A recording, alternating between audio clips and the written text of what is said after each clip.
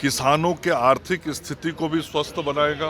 ये 3 मंत्र आज यहाँ इस कार्यक्रम में और इस कार्यशाला में हम सब लोग सीख के जा रहे हैं। पनोरमा ग्रुप, जो सोचता है वो करता है। आपके अपने सपनों का आशियाना। मिलेट्स फूड्स मानव जीवन को भी स्वस्थ बनाएगा, किसानों के आर्थिक स्थिति को भी स्वस्थ बनाएगा और हमारी मिट्टी को भी स्वस्थ बनाएगा। ये 3 मंत्र आज यहाँ इस कार्यक्रम में और इस कार्यशाला में हम सब लोग सीख के जा रहे हैं और एक नई शुरुआत श्री R.K. सिन्हा जी ने बिहार में की है। इस मिलेट्स कार्यशाला के माध्यम से एक नई क्रांति आएगी इस कार्यक्रम के बाद बिहार में, जब बिहार के लोग मिलेट्स अन्न को खाने का काम और ज़्यादा करेंगे और मिलेट्स खाने से लोग स्वस्थ होंगे। और आज बीमारी में जो पैसा लोगों का खर्च हो रहा है, जो पॉकेट मनी खर्च हो रहा है, वो उनको अपने परिवार और समाज को बेहतर बनाने में वो पैसा काम आएगा। तो एक बहुत बड़ा परिवर्तन आज इस कार्यक्रम के बाद दिखाई पड़ेगा। मित्रों, आज हम सब लोगों के लिए बहुत सौभाग्य का विषय है कि एक बहुत ही महत्वपूर्ण विषय पे ये 3 दिवसीय संगोष्ठी यहाँ शुरू हो रही है। ये महोत्सव 3 दिवसीय है और ऐसे विषय को लेके है जिसके बारे में मैं समझता हूँ कि शायद इसके पूर्व बिहार में मिलेट के विषय को लेके कोई कार्यशाला 3 दिनों का, कौन कहे 1 दिन का भी नहीं हुआ होगा। तो ये जो पहला इस प्रकार का महोत्सव कार्यशाला आदरणीय R.K. सिन्हा जी ने ऑर्गेनाइज किया है, आयोजित किया है, मैं सबसे पहले बिहार सरकार की ओर से और कृषि मंत्री के नाते उनको हृदय से आभार व्यक्त करता हूं कि आपने एक बहुत बड़ा प्रयास प्रारंभ किया है और इसके बहुत सार्थक परिणाम आगे आने वाले दिनों में दिखाई पड़ेंगे। संयोग से मैं कृषि मंत्री होने के साथ साथ स्वास्थ्य मंत्री भी हूं और जिस विषय को लेके ये महोत्सव आयोजित किया जा रहा है और ये कार्यशाला है, इसका सीधा संबंध स्वास्थ्य से है। और खादिर वाले साहब इसीलिए आए हैं कि वो अपना कुछ गुण हम लोगों को सिखा के, अपना ज्ञान सिखा के जाएंगे, जिससे बिहार की जनता स्वस्थ रह सकेगी। तो स्वास्थ्य मंत्री के नाते खादिर वाली साहब, आपका भी हृदय से आभार व्यक्त करता हूं। और ऐसे प्रयासों से समाज जब स्वस्थ होता है तो स्वस्थ समाज प्रगति की ओर आगे बढ़ता है और स्वस्थ शरीर से ही स्वस्थ विचार पैदा होते हैं और राज्य को समृद्धि की ओर ले जाने के लिए स्वस्थ मानव का होना, स्वस्थ समाज का होना बहुत ही जरूरी है। इसलिए आज के इस कार्यशाला से जो 18 को समाप्त होगी, इन 3 दिनों में हम बिहार के यहाँ चिकित्सक, वैज्ञानिक, किसान तीनों जो हैं बहुत कुछ सीख पाएंगे, समझ पाएंगे और उसके अनुरूप फिर आगे चलने का संकल्प भी हम सब लोग लेंगे। बहुत ज्यादा मिलेट्स के संदर्भ में मैं चर्चा नहीं करूंगा, क्योंकि हम सब लोग खादिर वली साहब को सुनना चाहेंगे और हम सब लोगों के जो माननीय राज्यपाल हैं राजेंद्र विश्वनाथ आर्लेकर जी, इनकी भी बहुत अभिरुचि रहती है कृषि कार्य में, कृषि क्षेत्र में, कृषि के विकास में, डिफरेंट प्रोडक्ट्स में, मिलेट्स में, और मिलेट्स का उत्पादन बढ़े, मिलेट्स का व्यवहार करना लोग शुरू करें, ज़्यादा अनाज मिलेट्स खाएं। इन सारे चीज़ों पे जब समय समय पे चर्चा होती है तो आदरणीय राजेंद्र विश्वनाथ आर्लेकर जी का मार्गदर्शन मुझे भी मिलता रहता है और उनका जो अनुभव है उस अनुभव का लाभ हम सब लोग को मिलता है। और आज इस कार्यक्रम में भी उनके कथन से हम सब लोग उत्साहित और प्रोत्साहित होंगे। मित्रों, आज हम सब लोगों के लिए बहुत सौभाग्य का विषय है कि एक बहुत ही महत्वपूर्ण विषय पे ये 3 दिवसीय संगोष्ठी यहाँ शुरू हो रही है। ये महोत्सव 3 दिवसीय है और ऐसे विषय को लेके है जिसके बारे में मैं समझता हूँ कि शायद इसके पूर्व बिहार में मिलेट के विषय को लेके कोई कार्यशाला 3 दिनों का, कौन कहे 1 दिन का भी नहीं हुआ होगा।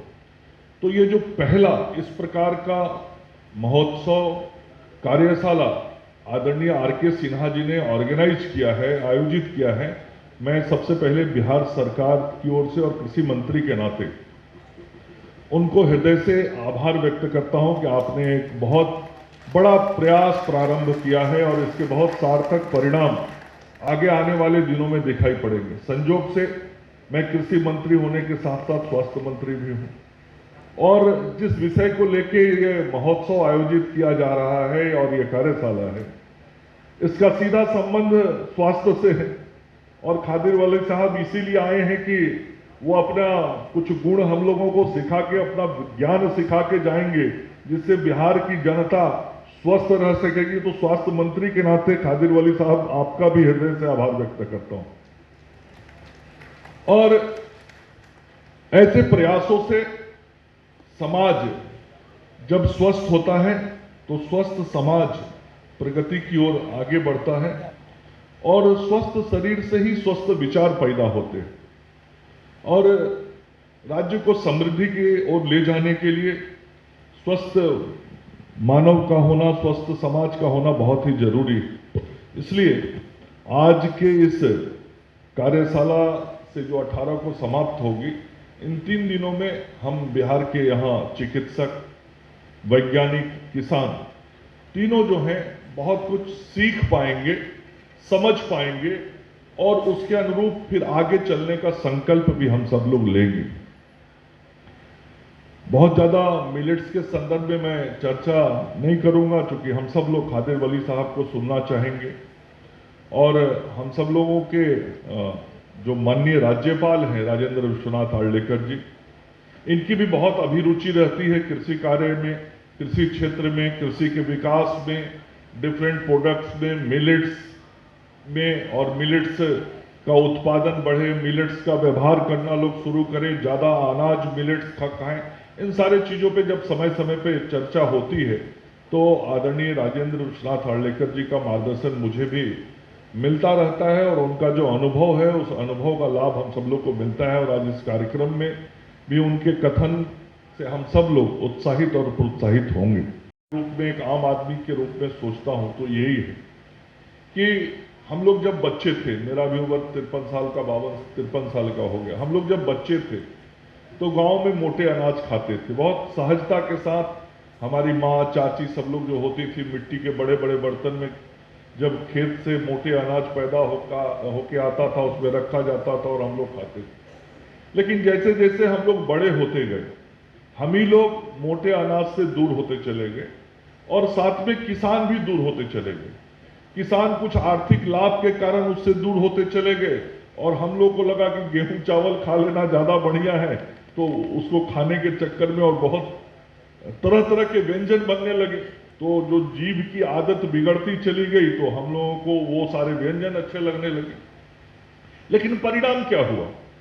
कुछ पिछले 20-25 वर्षों के बाद मतलब 20-25 वर्षों के अंदर जो ये अनाज हम खाने लगे, गेहूं चावल, उसके कारण जो कठिनाइयां शरीर के अंदर होने लगी, खास करके जो ग्लूकोज का मात्रा बॉडी में बढ़ने लगा और उसके कारण कई प्रकार की समस्याएं होने लगी। खून, मैं बहुत टेक्निकल नहीं हूं डॉक्टर साहब, थोड़ी बहुत जो जानकारी है शायद, इसके कारण हम लोगों का ब्लड भी थोड़ा मोटा होने लगा, उसके कारण हार्ट का प्रॉब्लम होने लगा, हार्ट अटैक की शिकायतें बढ़ने लगी।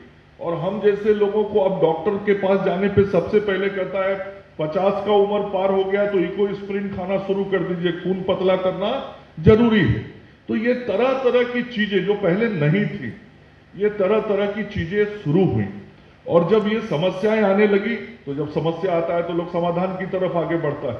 तो समस्याएं आने लगी तो फिर समाज सोचने लगा कि हम क्या खाएं, कैसे खाएं कि हम स्वस्थ रहने लगे। और मैं इसमें अपने आदरणीय प्रधानमंत्री नरेंद्र मोदी जी का हृदय से धन्यवाद और आभार व्यक्त करता हूं कि उन्होंने आज से 7-8 साल पहले इस बात पे जोर देना शुरू किया कि हम सब लोग को मिलेट्स फूड्स खाना चाहिए और वो खाने से हम बीमारियों से भी बच सकते हैं, किसानों का लाभ भी बढ़ा सकते हैं और जो जलवायु परिवर्तन हो रहा है और जलवायु परिवर्तन के कारण जो किसानों को समस्याएं झेलनी पड़ रही है, उन समस्याओं से भी हम बाहर निकल सकते हैं। और जैसा आर के सिन्हा जी कह रहे थे कि कम बारिश भी हो तो भी हम बढ़िया फसल मिलेट्स का पैदा कर सकते हैं, हमको उसमें खाद की जरूरत नहीं पड़ती है, उर्वरकों की जरूरत नहीं पड़ती है, कीटनाशकों की जरूरत नहीं पड़ती है।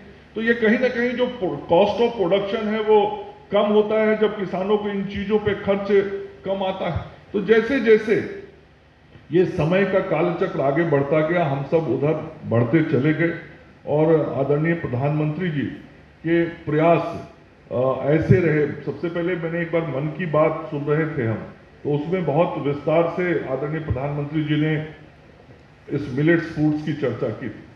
उसके बाद अभी G20 का शिखर सम्मेलन हुआ अपने देश में और देश के कई राज्यों में हुआ, 50 से अधिक शहरों में उसके आयोजन हुए और ये डायरेक्शन हुआ प्रधानमंत्री जी का कि जो हमारे विदेशी मेहमान आएंगे उन सभी विदेशी मेहमानों को मिलेट्स फूड्स खिलाया जाए और खिलाया गया और उसकी ख्याति भी बहुत हुई और विदेशी मेहमानों ने खूब बढ़िया तरीके से विभिन्न प्रकार के व्यंजनों को खाया।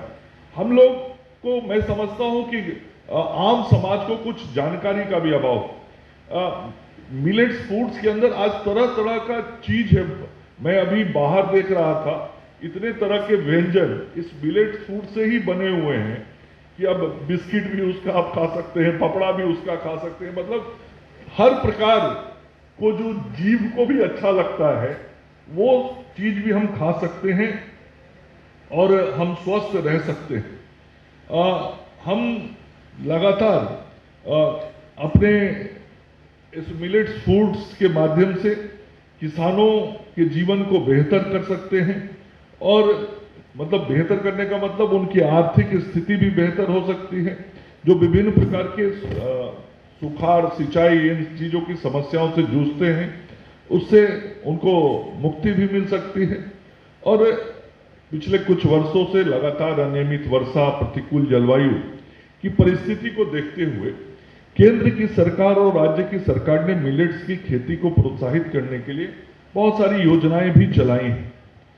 हमारे राज्य में जलवायु अनुकूल खेती को बढ़ावा देने के लिए 2024 में राज्य के सभी जिलों में ज्वार, बाजरा, रागी, कोदो, सांवा ऐसे जो प्रमुख मिलेट्स हैं उसके उत्पादन के कार्यक्रम क्रियान्वित किए जा रहे हैं। और इस खरीफ 2024 के मौसम में 1,40,000 एकड़ में 58 करोड़ 20 लाख रुपए की लागत से योजना का क्रियान्वयन भी कराया जा रहा है।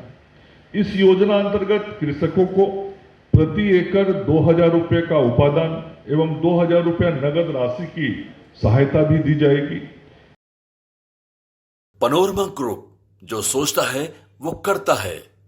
अगर ये वीडियो पसंद आई और वह बिहार के राजनीति और बिहारियत से सरोकार रखेनी तो सब्सक्राइब बटन दबा के चैनल के सब्सक्राइब कर ली। ओजे एगो घंटी बा, ओकरा बटन दबा देला से कुल सटीक और मारक खबर रुआ मुफ्त में मिल जाई।